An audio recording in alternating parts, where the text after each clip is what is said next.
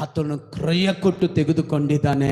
ನಮ್ಮ ದೇಹದಲ್ಲಿ ಆತನ ಪ್ರಭಾವ ಪ್ರಕಾಶಿಸುವಂತೆ ದೇವರು ನಮಗೆ ಆತನ ಕ್ರಯವನ್ನು ಕೊಟ್ಟಿದ್ದಾನೆ. Hallelujah, amen. ಇನ್ನು ಮೇಲೆ ನನ್ನ ಇಷ್ಟದ ಪ್ರಕಾರ ಬಿಡ್ರಿ, ನನ್ನ ಇಷ್ಟದ ಪ್ರಕಾರ ನಡೀತೀನಿ ಅಂದ್ರೆ ಅವಕಾಶ ಇಲ್ಲ.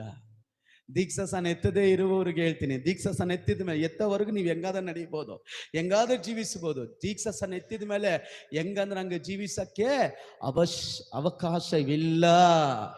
ಹಲ್ಲೆಲೂಯಾ.